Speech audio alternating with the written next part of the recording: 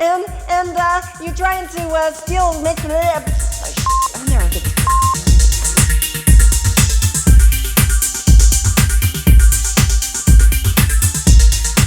How's your head? I haven't had any complaints yet. Imagine a young kid on a snowboarding trip in the mountains of Colorado. That's me. My family was staying at one of the ski lodges for the first time ever. My dad was adamant to get our family into a sport, and we recently moved from Illinois. Walking through the ski lodge and taking a shortcut through the poorly put together quote-unquote entertainment room, I froze, mesmerized. Sitting against the opposite wall, its lights glowing and sounds beckoning me, I saw Elvira Party Monsters, the pinball machine by Bali. Funny enough, that was my first exposure to Elvira. Now, my birthday is in October, so I've always associated spooky and creepy things with happy memories. So seeing a spooky, sexy pinball machine just felt like a canon moment for me. Elvira has slowly been becoming more popular over the years in my generation, but most people in my generation don't actually know why she's so iconic. Most people just associate her with Vampira, and then Morticia, and then Elvira, Mistress of the Dark. But what she did in order to become as iconic as she is currently is a lot more than just a movie. If you always associated Elvira with Vampira, you were right to do so. Vampira was the very first horror host on TV back in 1954, then followed up by Fright Night by Mona Lisa in 1972. Cassandra Peterson, after having just been married and on her honeymoon, got a call from a relative saying that the director of Channel 9 saw her performance with the Groundlings and wanted her to audition for the role of Vampira to replace her. They needed someone sexy and funny, probably because the writers were neither. When she read over the script, Cassandra said, "It sucked. They were stuck in the juvenile stereotypes of, I'll drink your blood, and blah, blah, blah. I do not say blah, blah, blah.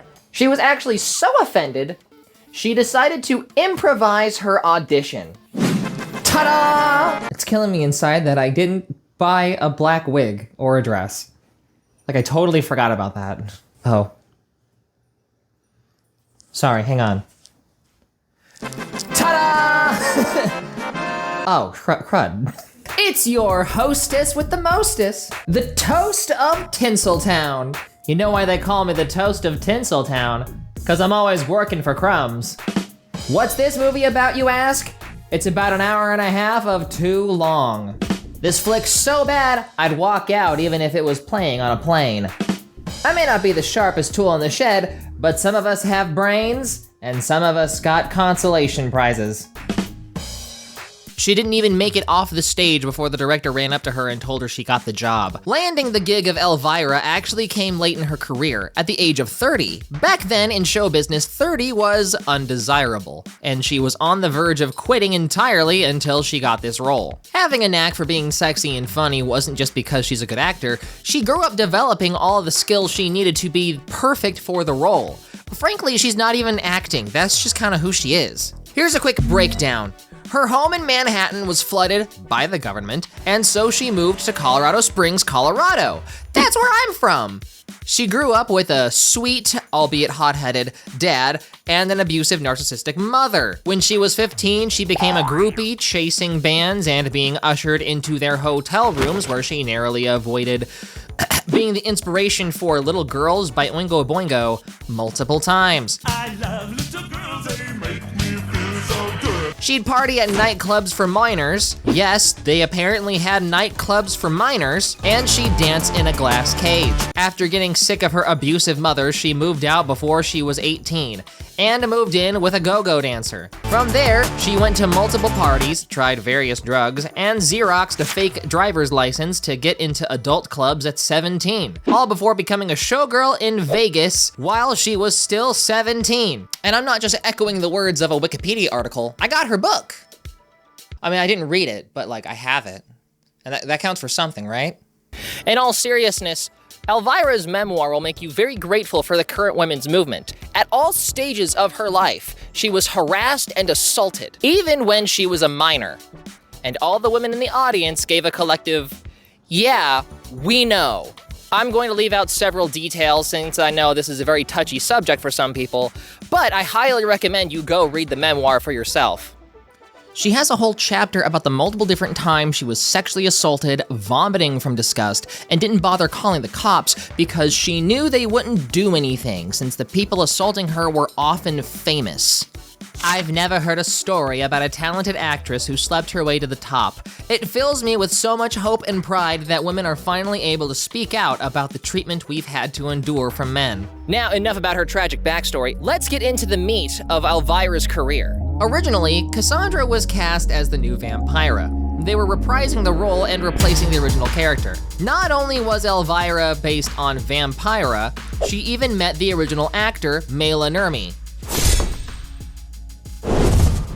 Our meeting that day was seriously awkward. It was plain to see from the photos she shared that she'd once been a very statuesque and beautiful woman, but it was also clear that she'd lived a very hard life. She had only a tooth or two left in her head, and she rambled on incoherently about subjects that didn't relate at all to what we were there to discuss. She talked a lot about her relationship with James Dean, but in the present tense, as if it was ongoing. I wasn't all that familiar with James Dean, but I knew enough about him to know he was dead. It was sad to see an older lady like her alone and down on her luck. I was happy the show would be an opportunity for her to make some money for the use of the Vampira name. The show almost ended before it began. The first day of filming, Mela's attorney called and said they can't use the name Vampira. Apparently, she was unhappy that the station had cast me, a comedic actress, to portray her character. According to an interview in a 2005 Bizarre magazine, Mela wanted a 39-year-old Lola Falana, an African-American singer, to play the part. It was easy to see how I might be a big disappointment. So, they renamed the show Elvira and kept rolling. Secondly, originally called Elvira's Movie Macabre, airing in 1981. The first show featured Grave of the Vampire, that she described as a horror snorefest. The idea was that Elvira was supposed to be an alternative to the football games airing at the same time. At one point, Mela sued Cassandra and the TV channel for stealing the character Vampira, to which she never appeared in court and the judge ruled in favor of Cassandra, but the grudge didn't end. There was supposed to be a cartoon called Little Elvira, but Mela mailed the network some of Cassandra's nude photos from a sleazy men's magazine, and the show was canceled. Mela also hired people to harass Cassandra whenever she made public appearances as Elvira. But for all the trouble she caused me, she was still television's first horror host, and I owe her a debt of gratitude for paving the way for me and all horror hosts to follow. Elvira is a lot like Mystery Science Theater 3000, but also not quite. She would introduce the movie, crack some jokes, and make an appearance before commercial to either crack more jokes or play out a skit.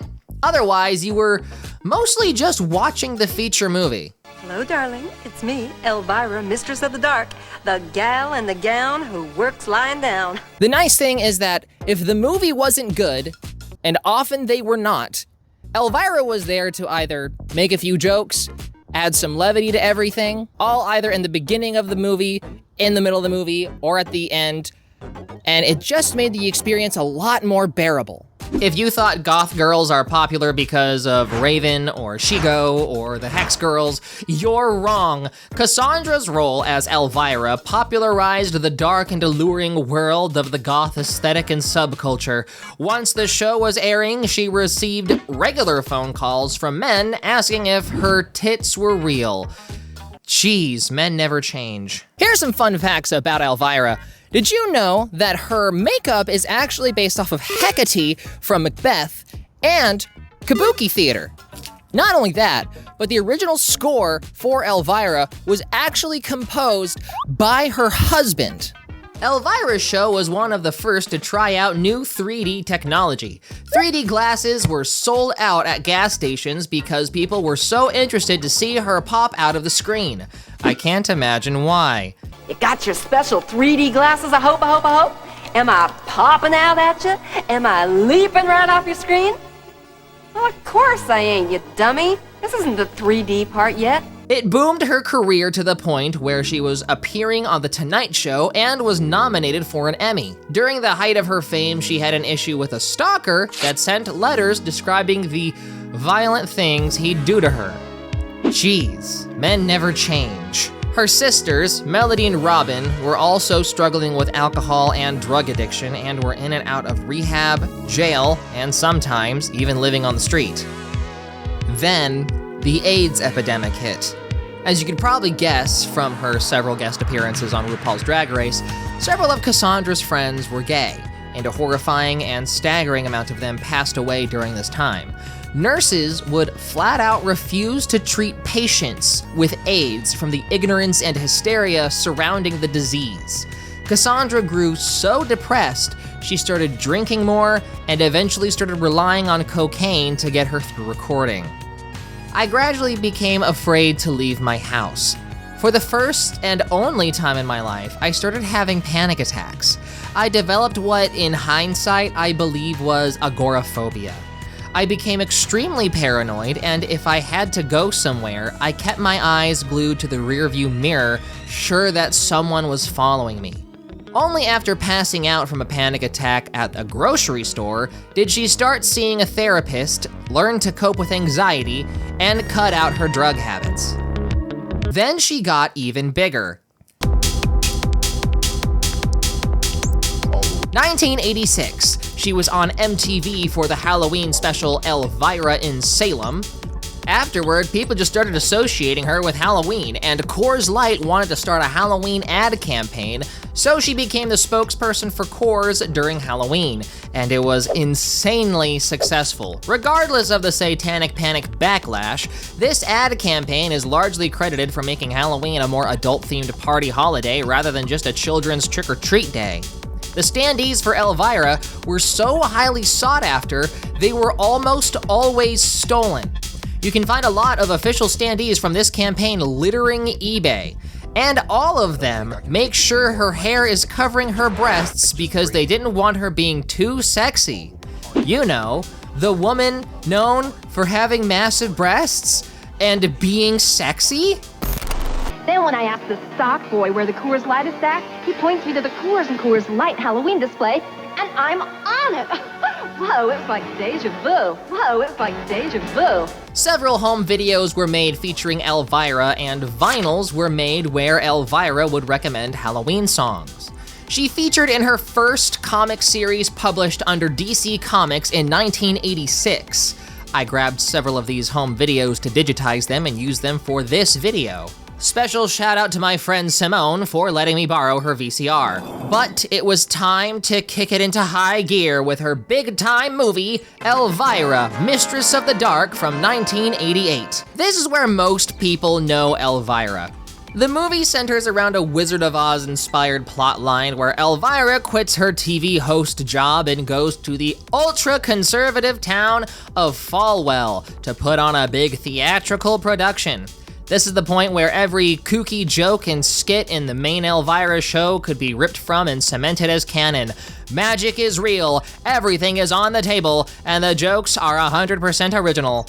It carries the spirit of the comedy from the TV show and elevates it to a world all her own. Now this is usually people's first, if not only, exposure to Elvira. Most people in my generation and younger have no idea about her TV career, which is part of why I wanted to make this video.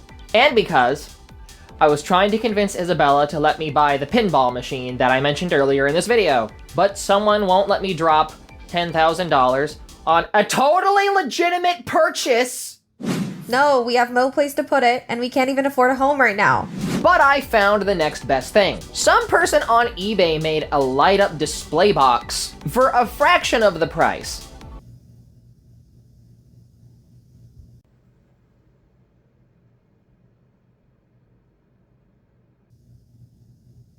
Is that how you want me to look? That's how I want to look. During the pyre burning scene, her wig and outfit had to be sprayed in flame-retardant chemicals. She was so stiff, she could barely move. I know I get stiff when I see Elvira. The pyre burning took 3 nights to shoot during the cold of November and was the most difficult scene of the whole movie.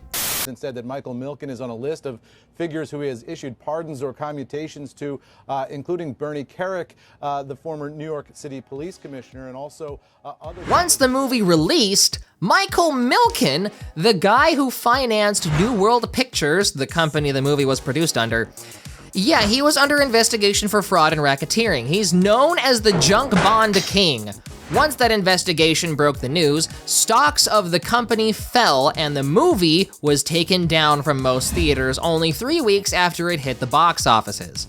Regardless of the promising ticket sales, theaters and marketing outlets were afraid New World Pictures wouldn't pay for the marketing of the movie, so they played it safe and just stopped showing the movie. Even though the movie did have a failed release, those who did see the movie were profoundly changed by it. Elvira acts as a femme fatale in the movie. I mean, literally, she was on the cover of Femme Fatale magazine. The movie, at its core, is very anti-sexist and empowering to women. It demands that Elvira be judged on her character and not just by the way she looks. Elvira very quickly became a role model for everyone who watched the movie. Cassandra saw how impactful her movie was and wanted to make another one. It's hot. No, we're taking a break. You're getting just me like this time. Now, here's the thing. This information is actually from Wikipedia that I'm about to talk about, because the citation on Wikipedia, it doesn't have a citation. It leads to nowhere. So take everything I have with a grain of salt, and if there is someone who can verify the source, that would be great. Obviously, Cassandra didn't want another situation as her previous movie, so for Elvira Haunted Hills, she funded it herself by financing her home and an apartment that she owned, mortgaging her house, and also collecting donations from relatives so that she could amass $1 million for the new movie. Also, special shout out to Isabella for coming out here when it's really hot to record in the middle of a cemetery where it's nothing but concrete. You guys have no idea how hot this is. I'm not wearing an undershirt and showing off my tattoos, not because I want to, okay, because I want to, but also because it's hot. It's a little jarring going from modern day to 1800s Transylvania for seemingly no reason. Like how? Is this a prequel? Was there time travel involved? And the answer is no. There's no need to add all that mumbo jumbo. It's just Elvira doing Elvira things. I feel like it's this sudden jump to the past that is partially why Haunted Hills isn't as popular as the original film. But I'm personally more of a fan of this movie. No doubt, several longtime fans are aware of my small obsession with Gothic literature, especially the works of Edgar Poe. Not only that, but I really appreciate the commitment to creating big, practical sets.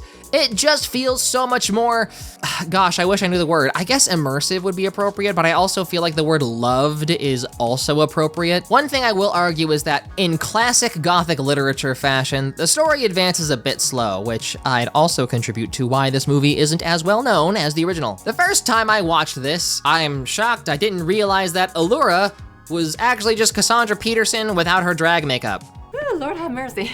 It is warm in here, isn't it? You're gone.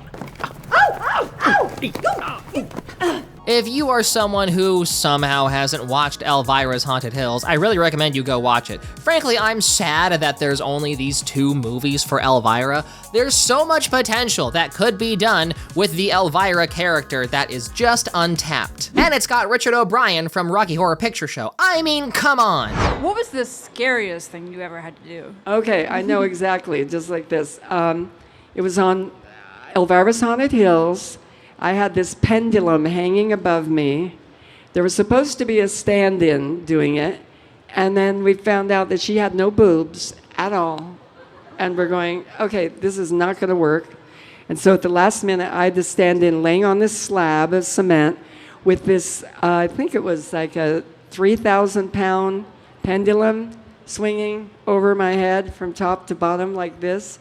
And I didn't know how good the Romanians were rigging up this stuff, you know? And it kept getting closer and closer and closer, so it would cut the ropes that I was tied with. But I got a big, big scratch from it across my boob. And we had to like cover that with a whole piece of plastic and makeup for the rest of the movie. But that's how close it was, and it was swinging 3,500 pounds of that. I was scared out of my brain. I was holding my breath. It was really scary. I don't ever want to do that again. Hey, at least the movie was finished. An Elvira sitcom was supposed to be aired on CBS, where Elvira pawns herself off as a psychic, giving potions to witches on the run, until she meets her ultra-conservative Catholic school niece, who's a super powerful witch. The guy who was supposed to greenlight the show got sick, and so the next person in charge saw the pilot, mocked it as a joke, and refused to greenlight it, so it never aired. And then Sabrina the Teenage Witch aired 1 year later on the same channel, just to rub salt in the wound. In 1995, her sister's drug problems caught up to them. Cassandra received a call finding out that her sister's children are going to be put in the foster system unless she take them off their hands. Cassandra signed the paperwork and became their legal guardian. And it was an uphill battle taking care of a 13-year-old that was already addicted to alcohol. Even though one of Elvira's sisters overdosed years later, she managed to successfully help her nieces kick their drug addiction. A big thing you can take away from Elvira and Cassandra and how she was able to live such an eventful life is the fact that she barreled forward with what she wanted to do. Sometimes there were impulse decisions that were not safe to do, but she did it anyway, like moving to a new state impulsively, moving in with a guy she met like 3 weeks ago. But that's part of the beauty of it. It's an unstable life, but it's clearly an eventful life. Sometimes you need to get fed up doing the right thing and be willing to make a bad decision just to throw some spice into what you're doing. It also helps when she has an abusive, narcissistic mom that she doesn't want to go back home to. So that's also a massive key factor into all of this. Let's not forget that part. As of now, Cassandra gave birth to Sadie Pearson, her biological child. Eventually, Cassandra realized she wasn't entirely straight. She eventually divorced her husband, Mark Pearson, and remarried with, is this last name correct? Teresa Weirson? Is this like a weird combination of names? Is that actually the last name? Did I look that up right? Ah yes, a tale as old as time, a mask and her femme. Possibly one of the greatest things to ever really happen with Cassandra is that she got to keep the rights to Elvira. So you see her plastered on things at Spirit Halloween, and making a guest appearance in Scooby-Doo, or judging on RuPaul, which she could have done regardless of whether or not she kept the Elvira copyright, whatever. She's kind of everywhere now, merchandising the crap out of that character, and keeping the Elvira character alive in what small ways she can. In 2014, they revamped the show with 13 Nights of Elvira, and in 2021, they had the Elvira's 40th anniversary special. But other than that, there's not much I can comment on. Those programs are more Elvira, doing the same thing, making more jokes, watching more horror movies or her own movie. Elvira helped popularize and pave the way for literally everything that I do. And maybe a third of YouTubers currently on this platform? Comment, review, crack jokes. That's the shtick, especially about my favorite movies and TV shows. So I wanna say thank you to Elvira for everything you've done, and for creating a butterfly effect where I saw your pinball machine and it eventually led to my career doing something very similar to what you did. I hope you guys appreciate this video. If you liked it a whole lot, then let me know, and I'll be sure to maybe cover the Elvira comic books, like the original DC and the current Dynamite comic books that's happening, because I glanced over that, and I could go actually cover the story, because there's Elvira in Monsterland, Elvira meets H.P. Lovecraft, which I'm wondering what kind of jokes they make with that one. But I hope you guys have a happy Halloween. If I did everything right, and I got this out on time, I'm releasing this video on my birthday. October 15th, 1997 is when I was born. So stay creepy, stay fruity, and stay beautiful.